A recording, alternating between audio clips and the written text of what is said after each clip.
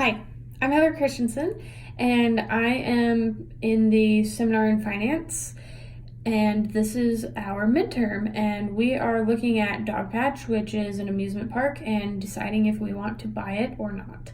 So as I went through the amusement park, kind of just like the industry analysis, I felt pretty comfortable in what I was finding in that. Where I struggled a little bit was on the 5-year projection of the income statement, and that's because we weren't given any information about, any future things. And I feel like if this was a normal, like a real life thing where we were looking into purchasing a company, I feel like we'd have a little bit more information as far as knowing what to project. And so as I go through some of the lines in the income statement projection, I'll kind of talk about like where it was a little more confusing, where it wasn't. So for example, the only thing that the midterm prompt did give us was that revenue is going to be flat for the next 5 years. So obviously I dragged that 6.2 million out for the next 5 years. And then cost of goods sold, it's usually a pretty consistent percentage year over year. And so obviously I looked at the percentage and then I dragged that out. So revenue and COGS are the exact same for all 5 years because we weren't given any information that would make us assume otherwise. So obviously then again, gross profit is the same for the next 5 years. So then you get into operating expenses and there could maybe be some differences, but again, we just weren't given any information on, if we plan to market something big that we hadn't previously done, or if we plan to increase R&D so that we could build a new roller coaster or ride or whatever. There are so many reasons why that could change, but we didn't have any of that information. And so my assumption for it was then use the percentage of revenue and drag it out, and that'll at least give you something. And then next was depreciation expense. So this one was interesting to me because depreciation is essentially a function of historical and expected future capital expenditures. And so when you think about CapEx, it can vary in the years that you would depreciate something. And when you think of an amusement park, there are lots of things that actually can be depreciated. And so since this amusement park is 1 year old, you would assume that there isn't really anything like falling off of the depreciation waterfall in a sense, at least within the first 4 years. Now, majority of the time, depreciation is I take that back. I work in a tech firm, and our depreciation schedule for a lot of the servers and different things in our data centers, it's a 5-year depreciation schedule. So my assumption was that if anything is on a 5-year depreciation schedule, that means at the end of year 4, it will have dropped off, at which point we will have probably purchased additional CapEx. So I did increase the depreciation just a little bit in Q5, and the reasoning behind that is because in a few years, technology or these capital expenditures, if you will, could potentially be better and possibly more expensive, or we might need more of something because we might think it's a good time to build out a new roller coaster. So that's why I did that. And then obviously that calculates EBIT and then interest. So this one's a little confusing to me only because, again, we didn't have any information to go off of. And so the assumption that I made was, obviously, if we're not paying down any principal, then the interest payment is going to stay the same. So also if we don't take on any additional debt.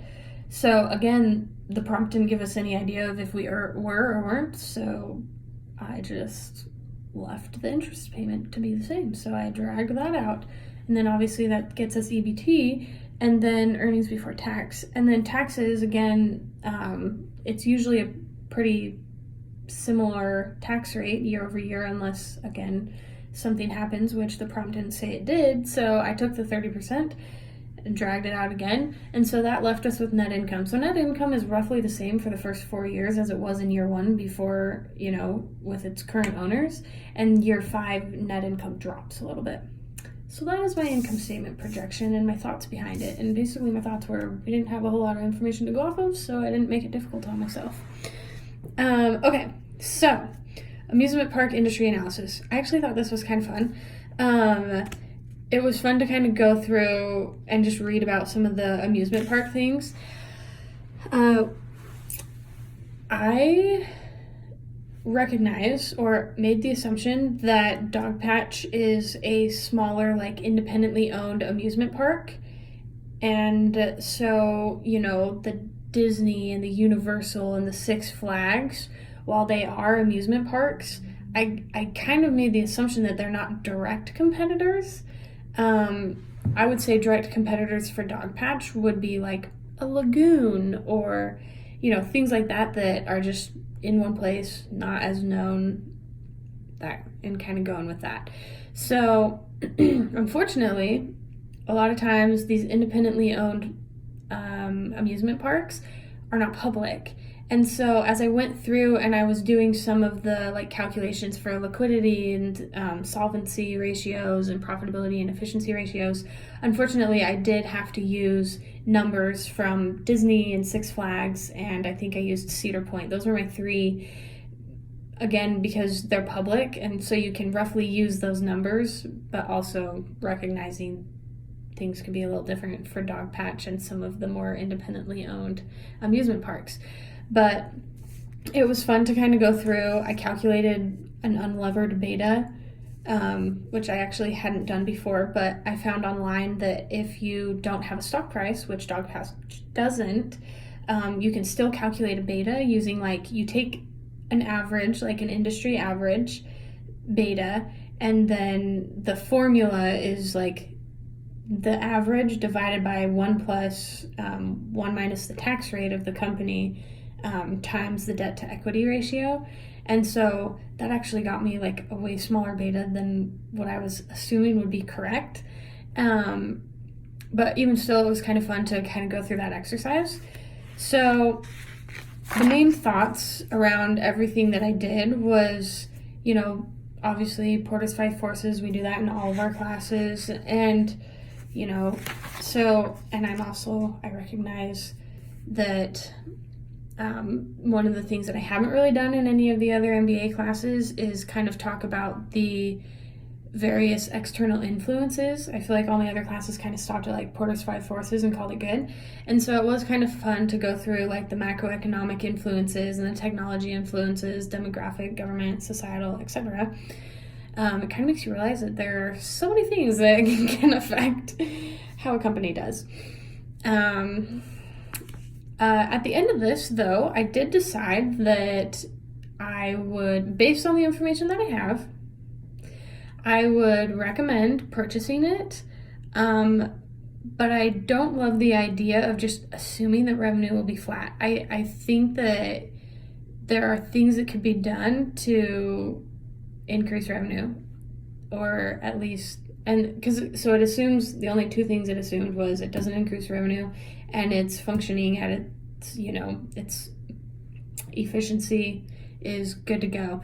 And so actually what was funny is you can see that its efficiency actually is really good when we were doing some of the efficiency ratios. So that was kind of cool.